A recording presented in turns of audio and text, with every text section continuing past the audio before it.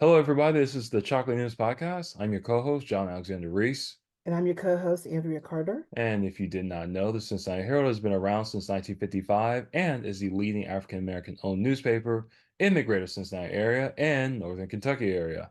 How's it going, Andrea? It's going great, John. Happy Juneteenth Day. Yeah, Yes, yeah. happy Juneteenth indeed. It's been amazing the number of events that have been going on around the region, including into this weekend. I was at the Urban League event today. Oh my God, it was unbelievable the amount of people that turned out at the Urban League event. It it was just fantastic. Lincoln Ware was broadcasting live there. A number of our local leaders showed up: Seth Walsh, Anna Albee, Alicia Reese, Jan Michelle Kearney, the vice mayor showed up. A number of other local community activists and leaders were out and about, taking a look at the vendors, looking at see what food trucks we had there. It was the only thing about today was the heat, because let me tell you, it was hot. Ooh, it Yeah, was it hot. was pretty hot. It was hot. In fact, it was so hot that I had to go inside. I could not, I work for the Urban League, just give that disclosure, but it was one of those days of where I was floating around helping out where I could, talking with people, and then drinking plenty of water. And then at one point, I was just like, I had to go in and I could not go back out.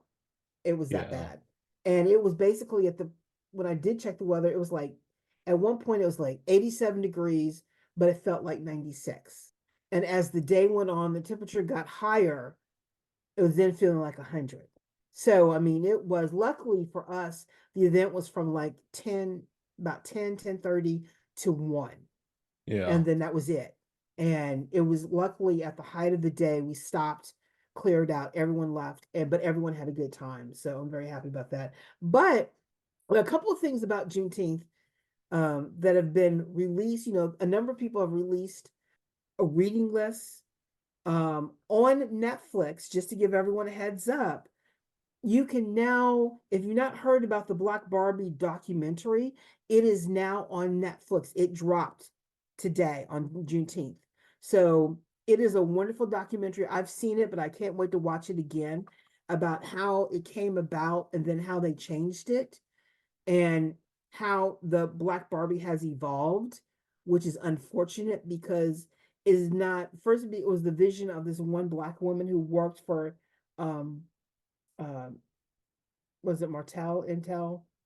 Mattel, worked for Mattel. And then that vision evolved into something else after a lag.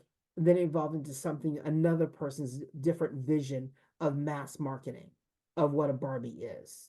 So a Black Barbie. So, but it's interesting to see and enjoy, and we'll see what happens with that. Also, for Juneteenth, real quick, those of you, if you're looking for something to read in honor of Juneteenth, history, on X, formerly Twitter, that from Blackish they had that little thing that the Questlove did regarding about being a slave on Juneteenth, and they sang about how Juneteenth evolved. That's been floating around today. But also, if you're looking for something to read real quick, go to the National Museum of African American History and Culture in DC. But they put out a list of books that you might want to read for in honor of Juneteenth, and a couple of them different categories of nonfiction, fiction, and food. So I'm just going to quote a few real quick. One of them is the Honeycoats. We were 8 years in power. That's about the Obama administration. Another one wrote a book about the Obama administration called The Substance of Hope. Of course, read the life and times of Frederick Douglass. Henry Louis Gates has Stony the Road. Um, Another interesting one is about the 400 Souls, and it's about a community history of written by African American writers that covers the 400 years, starting from 1619 to the present. The Warmth of the Other Suns by Isabel Wilkerson, which is a very good, it's a long book, but it's a very good book.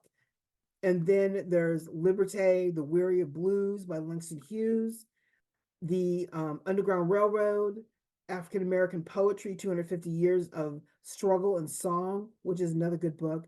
But what's, because I'm a cook and a foodie, Right. the ones that I really like that I want to read is High on the Hog by Jessica Harris, which the Netflix documentary series High on the Hog is based on. You got the Jim Code about black cooks. You have Black Smoke talking about black barbecue. And then another good one is We Are Each Other's Harvest is about black farmers. So look at the website. There are other book lists out there, but I just wanted to mention this real quick because it is Juneteenth, and I hope everyone had a great day. So, unfortunately, while we're honoring our history and our emancipation, unfortunately, we lost one of our legends this week, which is so unfortunate. But Willie Mays, Mm. he had such an impact on American culture, on fighting the racial barrier, but also baseball. Like Hank Aaron, Willie Mays is another great that was made inroads in the game, and it's just it's just kind of sad to see when we see our great leaders die. And but he was 93, so Wow. yes, he was 93. He was quoted as not only one of the best baseball players in the last 80 years, but he was an important figure in sports, because he helped show what greatness can come out of the South, despite the segregation, despite the Jim Crow laws. And he was presented the Presidential Medal of Freedom by Barack Obama. So that's another great thing that he received. So it's unfortunate, but if you want to see where he was honored by Barack Obama, it is on YouTube. And that is, kind of sad. Ooh, Willie Mays. But also another great that died. Many people don't remember her, but those of us who grew up in the 80s and the early 90s remember Angela Bofield, and she was an R&B legend. Her music is on YouTube. She was she's had a number of hits, including This Time I'll Be Sweeter, Angel of the Night. What happened, unfortunately, she about 13 years ago, she suffered a stroke which affected her vocal cords, Uh, and she couldn't sing anymore. And but she was a great R&B singer. A lot of people remember her voice. She had a smooth voice, not like Phyllis Hyman, but along the same genre as Phyllis Hyman, but in a different way. But she was really, really, really good. So I'm sorry to say that she's gone. yeah. But another interesting thing that happened today, the Urban League of Greater Southwestern Ohio released their update to the state of Black Cincinnati. The last time they had released a report like this was 2015. So it's been a while since, and during the press conference, Christy Coons said that, this was not shocking, is not shocking new data. Um, but what was surprising to her was that we haven't made as much progress as you think we have. At least, and that was her opinion from the report. Some of the report evaluates economics, employment, COVID outcomes, health, education, housing, criminal justice, and civic engagement. And they talk about parity, equality, fairness, things like that. There was a breakdown of that. They did do a survey result, that they had mentioned some things in there, like, Cincinnati as a microcosm, the impact of COVID-19, again, the housing inequality, criminal justice, all that type of stuff.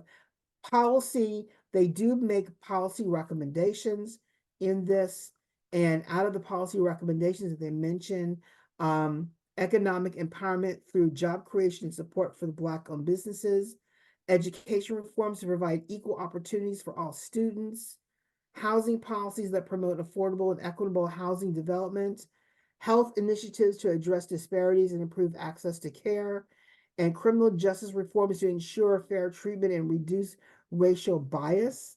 The one thing that the report points out that African Americans within Hamilton County and the city of Cincinnati make up 13% of the population countywide, but we make up about 45% of the people who go to jail.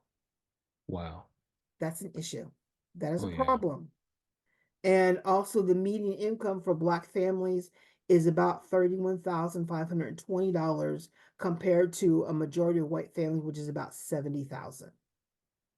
So there's that disparity. So overall, it's a very interesting report. I haven't gotten a chance to read all of it, but it, the copy. I have a copy of the 2015 report, and now I have I just got this copy of the State of Black Cincinnati, and it's always very eye opening when you hear about this. So I just recommend everyone to stop and read it and think about, what are you missing in your life? What do you need to do to change your life, improve your skills? Is it create another side hustle? Because at the end of the day, it's about what makes you happy, what makes you happy to go to work, and what can you do to make sure that you have your roof over your head. So, and Hmm. just love life. So, that being said, then it's kind of sad when we have shootings in Cincinnati. And unfortunately, last weekend there was a shooting in Madisonville, at Bramble Park. It was the neighborhood's annual community day. It had between 300 people there. It was a wonderful event. Then a fight broke out, and they don't know if this fight is connected, but then gunfire erupted, injuring 5 people. And they're still looking for the suspects of the shooting. Now, mind you, Madisonville is one of those neighborhoods where nothing happens. They've had issues here and there of other different things, but shootings do not happen in Madisonville. This is their first and only shooting for this year, for 2024. And it's kind of sad what occurred, because it's just sad what happened. It happened in the evening. The victims of the shooting age and range between people in their 30s to like their 20s. So I mean, it's kind of sad when anyone gets hit by a bullet. You don't want to do that, because then not only you suffer from the bullet wound, you suffer from the psychological effect it's going to have on you. Like, are you going to feel like being in a crowd again? Are you going to feel like being out in public again? Um, can you trust anyone? Can you trust to be around anybody? I mean, all these things, plus the trigger of gunfire, how that PTSD is going to affect you from now on while you recover and then go moving forward. So, people don't think about what happens when you pull that trigger, the outcome, the effect that it has, and the impact it has on the community. It's kind of sad, but I hope they catch this person soon. I do know that they held another event to sort of make up for what happened last week and let the community know, yes, we are strong, we are resilient, and we're not going to tolerate this behavior. So well done, Madisonville, on that. Another incident that I need to mention is another individual died, being struck by a metro bus, which is unfortunate. A 59-year-old man was hit by a metro bus in Westwood on Tuesday. Um, it happened at the Glenway Crossing Transit Center around 10:30 at night. He died at the scene. His family and friends have identified him as Don Harris, but he was known by his nickname as Irie. The police have not identified the metro driver, but they do know it's a woman, and Oh. which is sad. Um, they the bus driver appeared to one of the witnesses said the bus driver appeared to hit Harris, who was running behind the bus trying to catch it. And I guess he got in the way, or whoever, however it occurred. I'm not going to speculate. It's unfortunate, but whenever you're around a bus, be aware of where it is, where all the buses are around you as you try to catch a bus, Oh because it yeah. can be dangerous when they pull up and pull off. You just have to be careful. And I know you're rushing, and I've been a bus rider for a long time. It can get a little dicey when they're pulling away or pulling up. So just be careful, be aware, and overall, metro buses are very safe to drive, and the drivers are very good. It's just unfortunate that this has occurred. So, Yeah. and it's very sad. So, prayers do go up for Don Harris's family and as they deal with this tragic situation. Um, Also, prayers go up for the Madisonville community as well. Hope they recover fully from the shooting as well. Um, Another interesting thing that has occurred, moving forward, um, Charles Barkley, who is an interesting guy. He Yes. went from the basketball court to broadcast. He has now announced that after the 24-25 NBA season, he's going to retire from broadcasting. He just made this announcement that um, on Inside the NBA, he just decided that he's done. He It will be his last season with TNT. He won't be joining any other network. I think he's just all talked out. And that's hard to believe that Charles Barkley is all talked out. So he has many of the opinion, but he is 61. And, he might be feeling his age. He might be getting tired of sitting all the time and Yeah. talking the game, but then again, you got young guys coming up, want to be broadcasters too. And, you just don't know what's going on. But I guess he just wants to fully sit back, relax, enjoy his family, things like that. So it's kind of sad to see him leave, but we still got him for one more year. So we'll Yeah. see what happens, and go from there. Well, So, you know what? I thought this was at first because he had another talk show with Gail King. It was called like King Charles. I said, oh, well, maybe he's doing his talk show. And then like before the show, I looked up and it had ended like actually like a month ago or a mhm. couple months ago. So I was just like, It didn't oh, do it. It didn't do very well. no, it did Um, not. I mean, really, truly, Gail King, Charles Barkley, that was a unique combination, but it just didn't catch the crowd. So, but then again, CNN has been having a hard time catching the crowd on their various shows. Yeah, So, yeah, so I don't think it was just um their talk show, but I mean, sometimes maybe it wasn't the right network for that combination. yeah, And the audience that CNN presents to might not have been the right audience for them. But I think if it really, I think Gail King and Charles Barkley combination would do better either on a podcast or more on a daytime talk show ask than nighttime. I don't yeah, think they were in the right time slot. I don't think they were scheduled right overall. Sometimes you got to play that audience, and maybe it might be that it would have been better to do it on a weekend than during the weekday.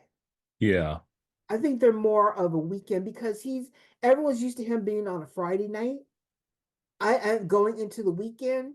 I think they would have been better to get him going into the weekend or a week, like on a Saturday morning or Saturday afternoon talk show than where they were.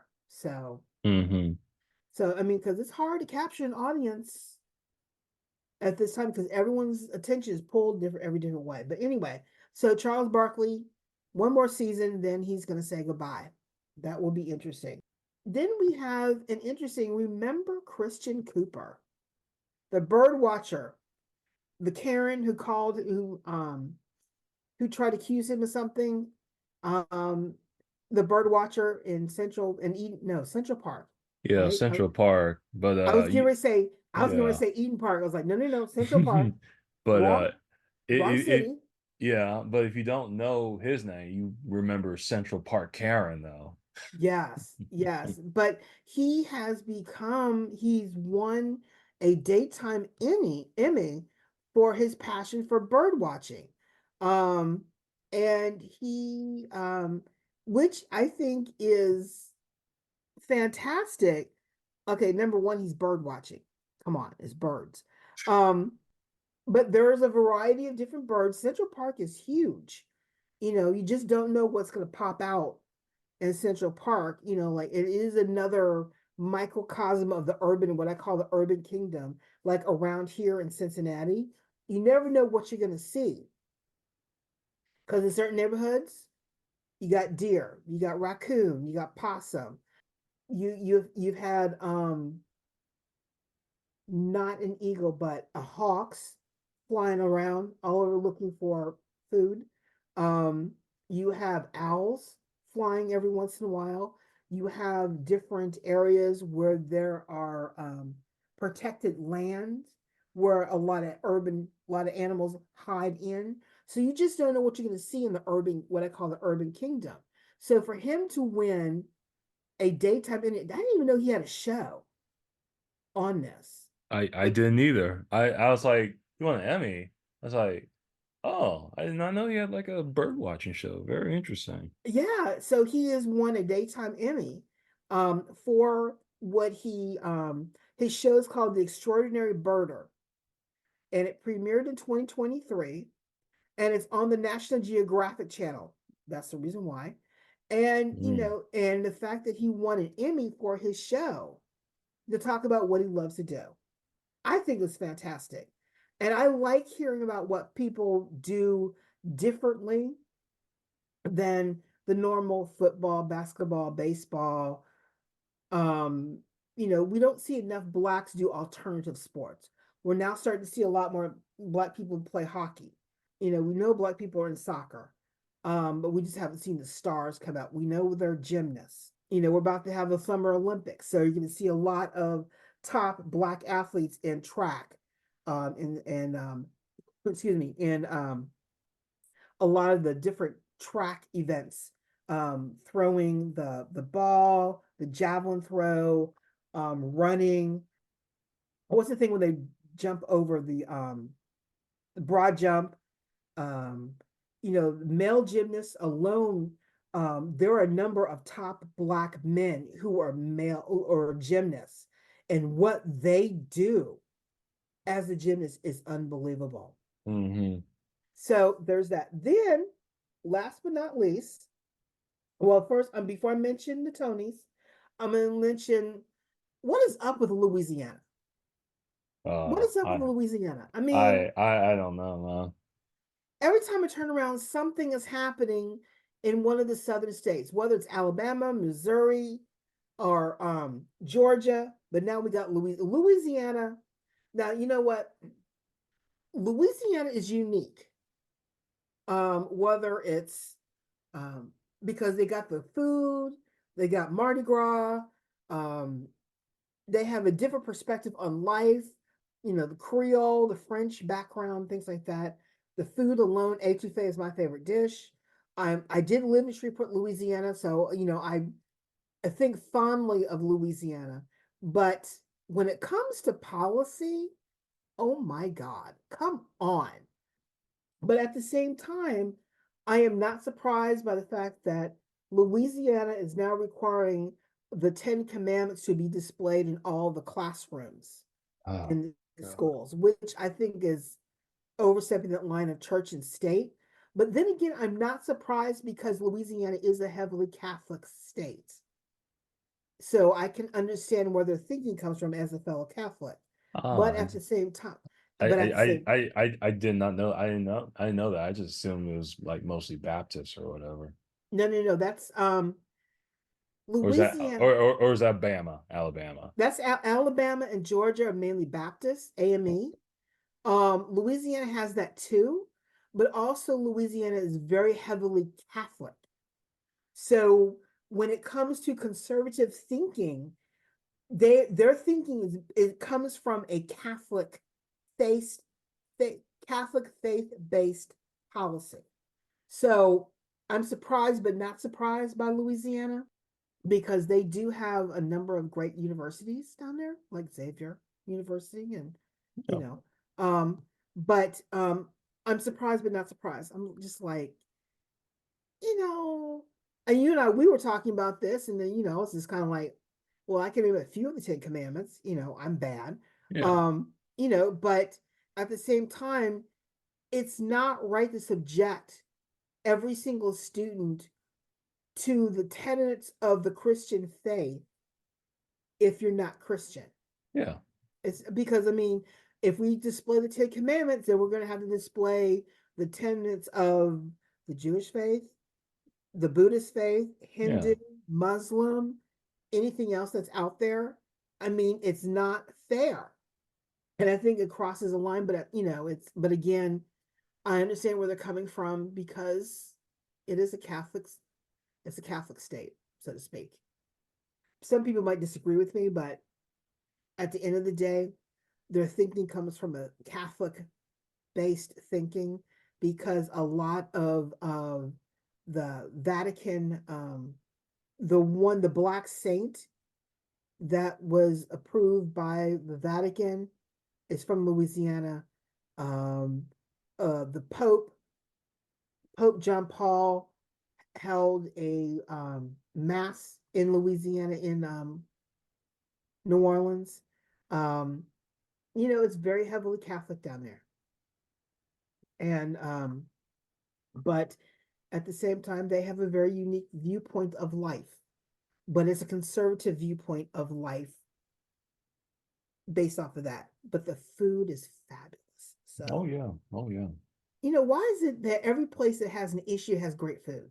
I don't understand that. You know, Georgia peaches. We got Louisiana Creole food, Cajun or Creole, depending upon what you like. Texas, Texas is another issue, but they have wonderful barbecue and chili. And trying to think what else. In Florida, you have wonderful weather. Alabama, what are they known for in Alabama? I mean, whenever I think of Alabama, I just think of the civil rights movement. I really don't think It's of chili. Alabama except anything else. I'm trying to think. Do they have chili? No, they also have some barbecue there too, but it's not the same from Texas. I mean, it's just food wise, it's just it's just unique. Yeah. But unfortunately, but last but not least, and this is the end of the chocolate news, we have the Tony Awards, Yeah. and it was the Tony Awards were good. I mean, I ended up watching.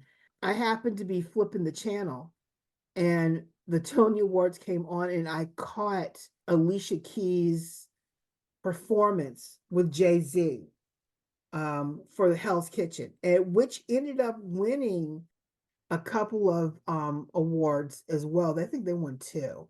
Yeah, they Um, did. they won two, but really truly the Outsiders took home the best musical. Stereophonic won the best play award. Um, there were there were a number of the music that was featured on stage from all of the what's been presented in the season, the Broadway season was unbelievable. I mean, it was like, oh my God, I wish I could be an usher in some of those theaters. I would just go from play to play to play. It was on, and they honored Cheetah Rivera. They honored actually the revival of Tommy is on stage, and they did a scene from Tommy, the Pinball Wizard, which was really good. Mm. Um, and that was like, oh my God. And then what's his name? I can't think of his name right now, but he played the guitar that started off. Because Tommy was based upon, oh shoot, whose music is it based upon? Is it the Who? The Who. It was based upon the Who's, I believe the Who's music. And it was really good. And even though Hell's Kitchen had a lot of nominations, it was it was good. Sarah Paulson won for Best Lead Actress in a Play. Daniel Radcliffe and is it Jeff Grow? Both won awards for Merrily We Roll Along, which is really good. The fact that Daniel Radcliffe could even sing was amazing, and he thanked his vocal coach on Oh, air. okay. One guy who won for, I think, for Stereophonic, he thanked his therapist. Um, it was very interesting to listen to the acceptance speeches because everyone either went radical or thanking their therapist, thanking their loved ones. It was Ariana DeBose returned as host. She was pretty good. And I think but the most outstanding moment of the show was when Hell's Kitchen was performing and they brought out Alicia Keys and Alicia Keys brought out Jay-Z. And it was, and Hell's Kitchen is written by um Alicia Keys. The music was written by Alicia Keys and produced by Alicia Keys. So I think she earned the right to be on that stage. Oh yeah. Some people thought that no, the cast should have just, their purists said no, the cast should have been done it. But no, it was like, if Alicia Keys owns it and it's about her life, she's going to perform. And Alicia Keys performing at the Tony Awards, come on. Everyone Yeah. was standing in their seats. It was fantastic. And I was calling people real quick too. So anyway, that is all that I have to say. But really, truly, real quick to announce the winners. Best musical was The Outsiders, best play, Stereophonic, best performance by an actress in a leading role in a musical was Malia Joy Moon for Hell's Kitchen. Best performance by an actor in a leading role in a musical, Jonathan Groff, Merrily We Roll Along. I've seen him in so much stuff. He's so good. And what was great that he got to thank his parents on stage for supporting him even when he came out. So I thought that was fantastic. Best performance by an actress in a leading role, Sarah Paulson for Appropriate. Best performance by an actor in a leading role in a play, Jeremy Strong for Enemy of the People. Best performance by an actor in a feature role in a play, Will Brill for Seraphonic. He's the one who thanked his therapist. Best performance by an actress in a feature role in a play, Kara Young, Pearly Victorious, which is a take on the original play, which was, they did a wonderful performance too, by the way. Best direction of the play, Daniel Aukin for Seraphonic. Best direction of the musical, Danya Tamor for The Outsiders. Best performance by an actor in a feature role in a musical, Daniel Radcliffe. Best performance by an actress in a feature role in a musical, Keisha Lewis for Hell's Kitchen. And Keisha Lewis, what was unique about her, she had been in the business for 40 years, never been nominated for a Tony. This was her first Tony nomination and she won.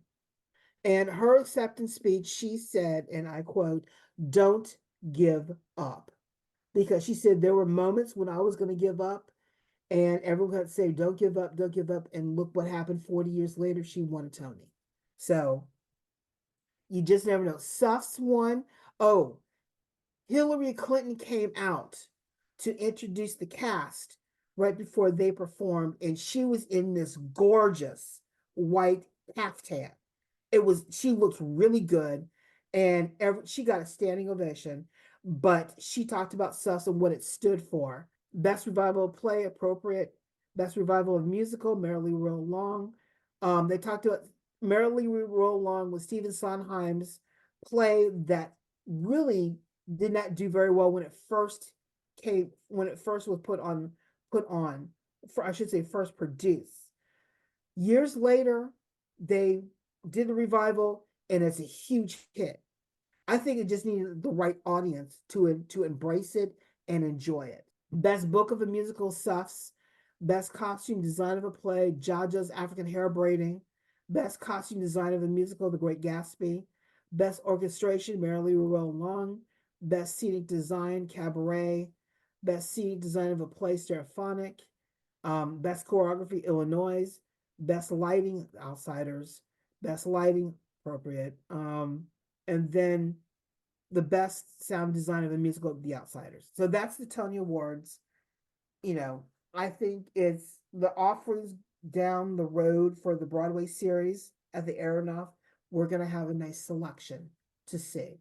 So, and that is all the chocolate news for today. All right. Well, that's it for today's show. I want to thank Andrea again for all of the great chocolate news. Oh, it was my pleasure. And you can find more information about today's topics and past podcast episodes at www.thecincinnatiherald.com, the CES newsletter, or on our social media. We're on Facebook, Twitter, Pinterest, Instagram, LinkedIn, and Threads. And make sure to subscribe to our podcast on your favorite podcast app. Our podcast is on Apple Podcasts, Spotify, TuneIn Radio, Amazon, YouTube, and Google Podcasts. I'm John Alexander Reese. And I'm Andrea Carter. And have a good day.